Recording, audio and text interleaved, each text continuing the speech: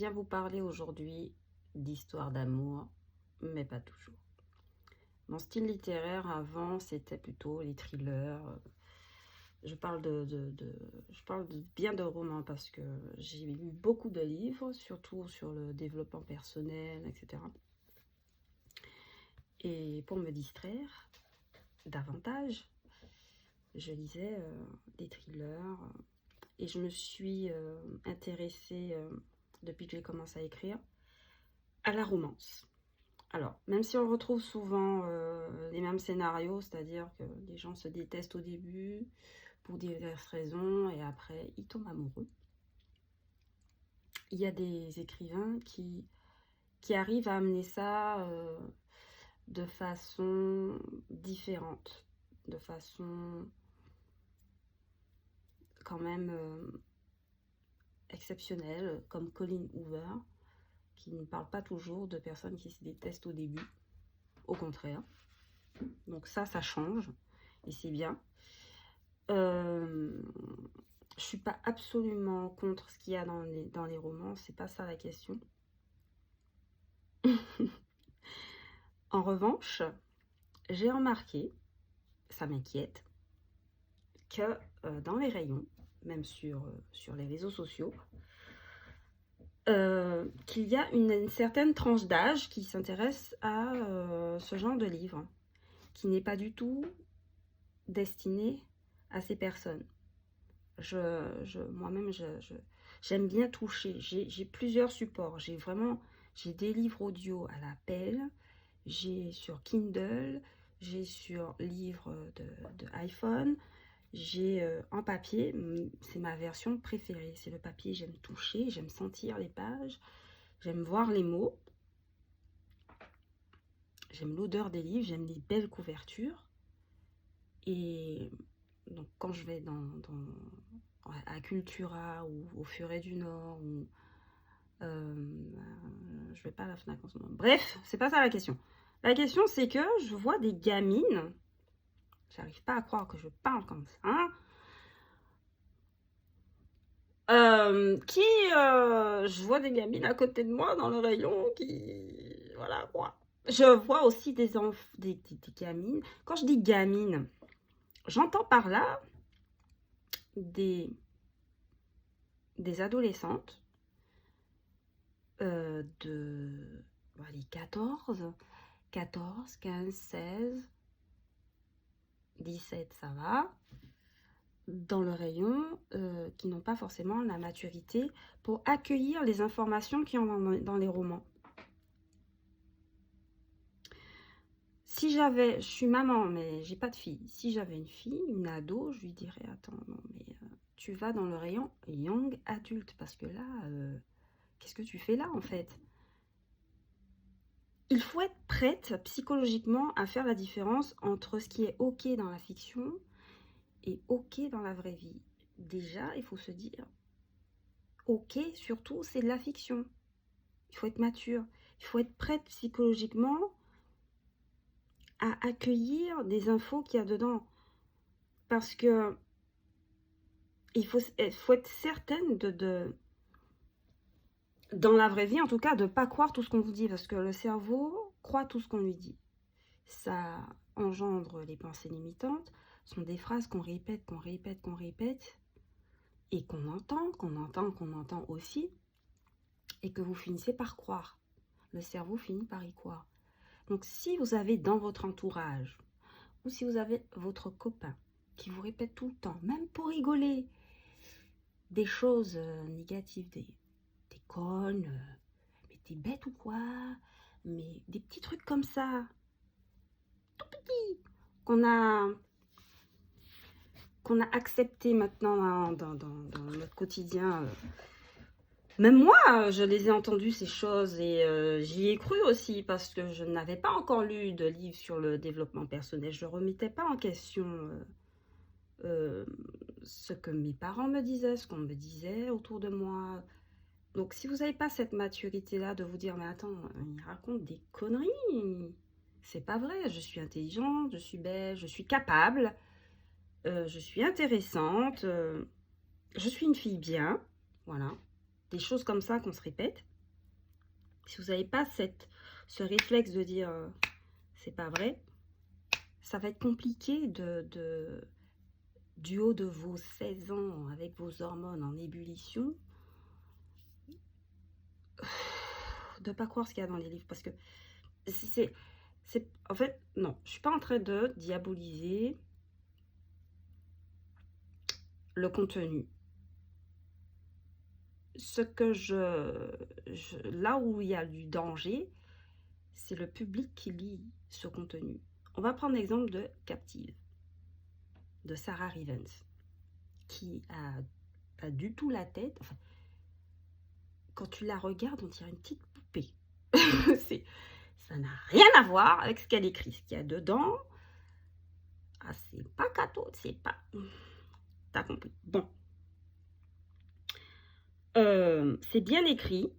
C'est la première fois que c'est mon premier... Oui, c'est mon premier dark romance. C'est la première fois que je lis de la dark romance. Et il y a encore des personnages qui se détestent au début. Il y a de la violence. Le public est averti. Donc elle prend le temps, l'auteur, de dire attention, il y a de la violence. C'est pas du mignon. On n'est pas dans le pays des bisounours. Mais moi, quand je vois une gamine de 16 ans qui dans le rayon, qui tend la main vers Captive, je me dis, mais attends, mais elle fait quoi là? Peut-être que je me trompe, hein. Peut-être qu'elle a pas 16 ans. Peut-être qu'elle est assez mature. Peut-être qu'elle a vécu la grande vie. Peut-être que... Voilà. Mais au cas où je ne me trompe pas,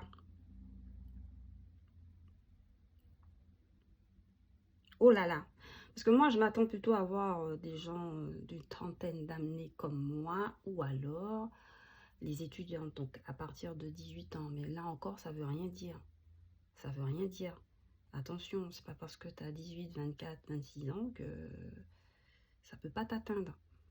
Mais là, il y a déjà un tout petit peu plus de, comment dire, de réflexion. Je vais pas dire de vécu, parce que tu peux avoir 30 ans et tu n'as rien vécu. Tu vas rester enfermé chez toi, tu connais pas la vie. Mais il y a un peu plus de réflexion et une maturité dans la réflexion. Et ce qui ressort dans Captive, c'est que les messages qu'elle envoie, à part le fait d'être, comment dire, à part le fait d'être, de pas se laisser faire, de rester sur ses positions, les messages qu'il y a, c'est ok,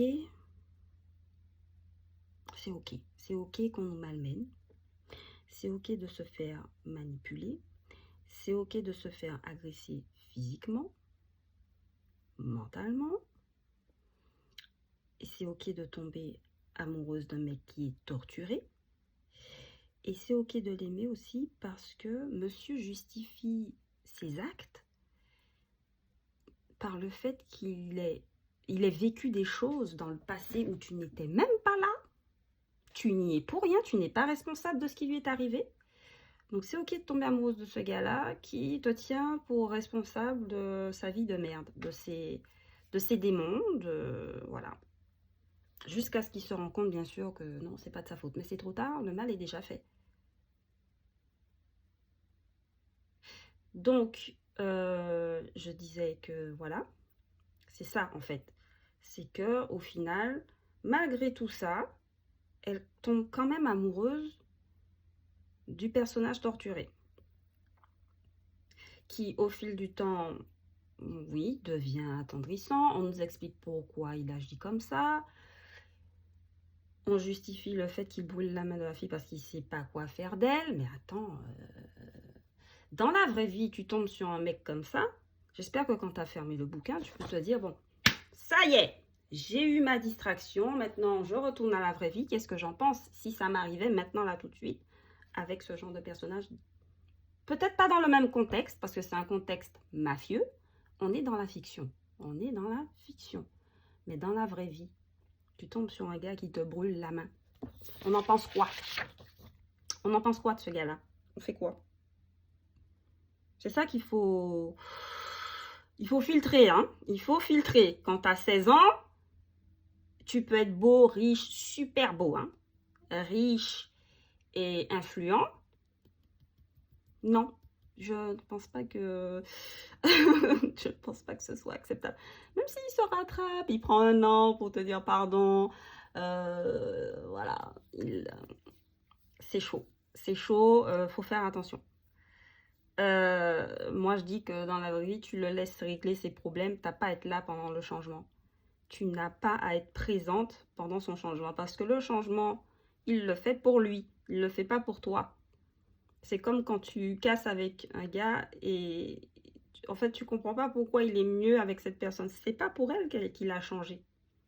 Même s'il l'a fait, ça va pas durer. En revanche, s'il l'a fait pour lui, ça va durer. Mais ça peut prendre des années. On n'est pas tous au même rythme. Le gars, il peut prendre 10 ans avant de changer. Il peut prendre 1 an, il peut prendre 6 mois. Mais t'as pas à être présente. Surtout s'il te brûle la main. Donc, elle se laisse pas faire, mais elle tombe quand même amoureuse de lui.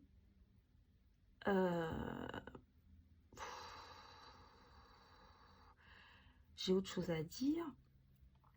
C'est que dans la vraie vie aussi, ils n'ont pas tous un passé sombre.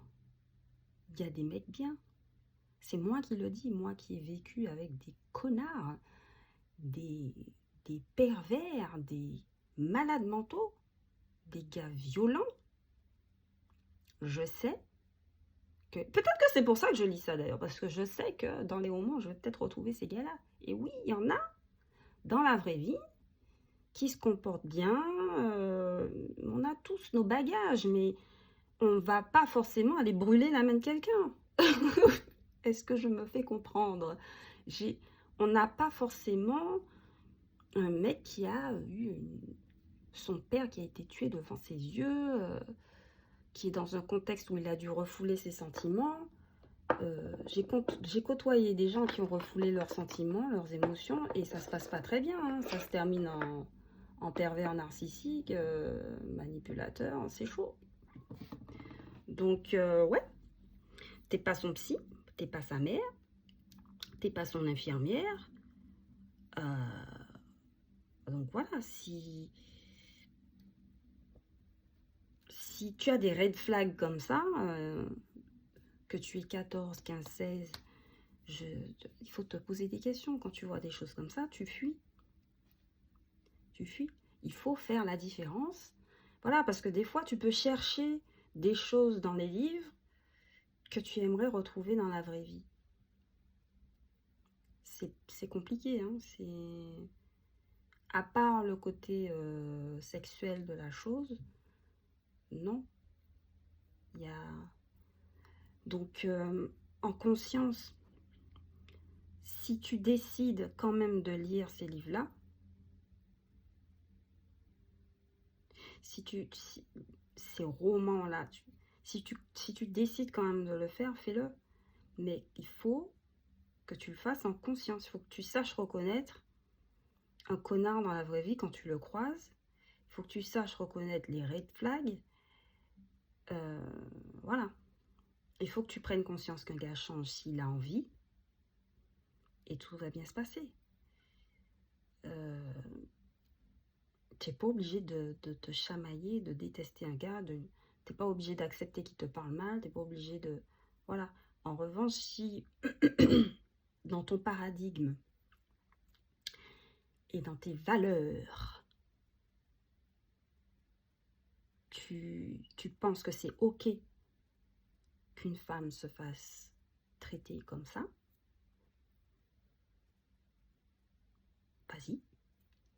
C'est ton paradigme et ce sont tes valeurs. On ne partage pas tous le même paradigme et on ne partage pas tous les mêmes valeurs. Donc, si pour toi, c'est pas grave qu'une femme se fasse traiter de la sorte, ça me fait peur, ça me fait de la peine. Mais ça, c'est mon paradigme à moi, ce sont mes valeurs à moi. Donc voilà, c'est tout ce que j'avais à dire. Je ne sais pas quel genre de personnes vont voir ces vidéos. Si vous n'êtes pas concerné, bien sûr, ne perdez pas votre temps. Ne gaspillez pas votre temps précieux à répondre et à lâcher un commentaire salace. Parce que je préfère la bienveillance, tout simplement. Donc, je ne suis pas venue juger. Je suis venue prévenir. Je suis venue dire attention. Attention. Attention. C'est tout. Non, parce que, ouais. Peut-être que... Non, mais j'ai vu les filles acheter ces livres-là. Et je vois les gamines aussi en parler sur les réseaux. Donc, je me pose des questions. Je me dis, mais attends, est-ce qu'elles font gaffe, quoi? Parce que il y a des choses, même pour le côté sexuel, hein, il y a des choses qu'on fait dedans, c'est pas très... comment dire? Quand tu n'es pas expérimenté, pour un début en tout cas, même dans les livres, les premières fois des femmes, pour certaines, ça fait mal, hein, ça pique, voilà. Après, c'est toi qui décides. Il faut être consentante. Il faut dire, ok, voilà, je veux ça, tu me touches comme ça va être comme ça et pas autrement. Si tu n'es pas d'accord, eh bien, rentre chez toi. Voilà. C'est ce que j'espère, en tout cas, pour les demoiselles qui traînent dans ces rayons et qui choisissent ce genre de livre. Voilà. Je ne veux pas casser l'industrie de la New Romance. Il y a d'autres femmes pour acheter ces livres. Il y en a pléthore. Des adultes matures. Voilà. Captive, pas mal. Très très bien. Colline Hoover. Magnifique, magnifique. C'est tout ce que j'avais à dire. Je suis pas forcément... je suis pas une enfant dans l'intimité, mais il y a des choses qui m'ont quand même choquée, interpellée, quoi. C'est pas que j'ai jamais vu, j'ai jamais entendu, mais j'ai quand même réussi à détester le gars dans le bouquin, quoi. Parce que je me suis mise à la place de la fille. Au bout d'un moment, oui, tu es obligée en tant que femme de te mettre à la place d'un des protagonistes. Tu arrives à t'identifier à la personne. C'est pas par l'âge, mais là, c'est le sexe de la femme. En tant que femme, j'arrive à m'identifier à elle et je me dis, c'est mort. Dans la vraie vie, je laisse pas un gars me brûler la main et après me faire la cour. Attends, non? Ah, je l'aimais pas. Jusqu'à la fin, je me suis dit, ah, c'est mignon, mais non, non. Oui, non, mais non, non. Au bout d'un moment, on a assez souffert, quoi. Oui, il se rattrape, mais non, ça suffit. Attends, combien de femmes se font torturer là tous les jours et puis on doit accepter ce genre de comportement, c'est mort, n'importe quoi. Enfin bref, il est bien, le livre est bien. Il est bien écrit, bien ficelé, il est comique. Je me suis bien marrée aussi. Mais au début, j'étais vénère. Hein, quelle bande de connards, hein, c'est pas possible. Elle m'a emmenée dans son monde. Elle m'a bien... Ah